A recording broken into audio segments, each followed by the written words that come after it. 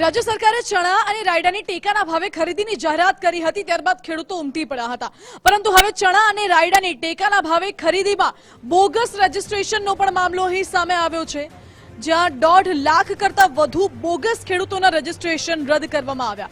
1.5 lakh bogus ખેડૂતોના નામ રદ કરવા મુદ્દે કૃષિ મંત્રીએ નિવેદન આપ્યું છે. કહ્યું છે કે ડિજિટલ ક્રોપ સર્વેના આધારે નામ રદ કરાયા.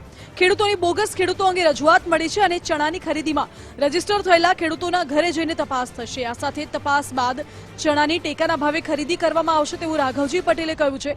વચેટિયાઓ ખેલ કરી જાય તેવી કોઈ શક્યતા નથી તેવું પણ કૃષિ મંત્રીએ કહ્યું. ના નામો રદ થયા છે એ ડિજિટલી ક્રોપ સર્વેના આધાર ઉપર રદ થયા છે. પણ ખેડૂતોની રજૂઆત આવતા અમે એક એવો નિર્ણય લીધો છે કે જે ખેડૂતને ખરેખર ચણા ઉત્પાદિત થયા છે અને વેચવાના છે અને જેને નોંધણી કરાવી હતી એવા ખેડૂતોને ઘરે જઈ અને ચેક કરી ચણાનો જથ્થો જોઈ અને એના ચણા ખરીદવા માટે અમે નિર્ણય કર્યો.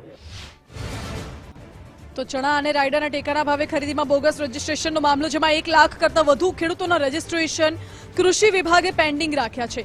સેટેલાઇટ સર્વેમાં જ્યાં વાવેતર જ નથી ત્યાંથી ખેડૂતોએ રજીસ્ટ્રેશન કર્યું. કૃષિ વિભાગના ડિજિટલ ક્રોપ સર્વેના આધારે નિર્ણય લેવાયો છે. સર્વેમાં કયા વિસ્તારમાં કયો પાક છે તેનો ડેટા કૃષિ વિભાગ પાસે છે. ખેડૂતો પાક અંગેનો આધાર રજૂ કરશે તો જ પાક ખરીદવામાં આવશે. અને ઘણી વખત વેપારીના માલ ટેકાના ભાવે વેચવા બોગસ રજીસ્ટ્રેશન પણ થતા હોય છે.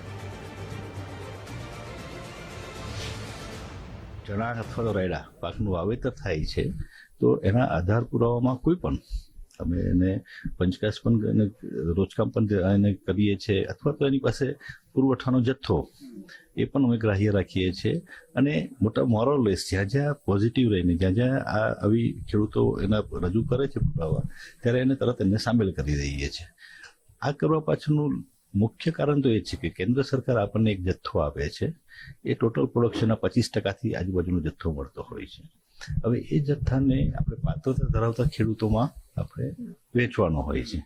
એટલે જે ખરેખર સાચા ખેડૂતો છે એને વધારે જથ્થો મળે એ અમારો પ્રાયોરિટી પણ હોય છે. જથ્થાના આધારે પણ અમે એને ઇન્વોલ્વ પાછા લઈ લઈએ છીએ. એટલે રદ તો ક્યારેય કરતા અમે પેન્ડિંગ તરીકે રાખેલા છે.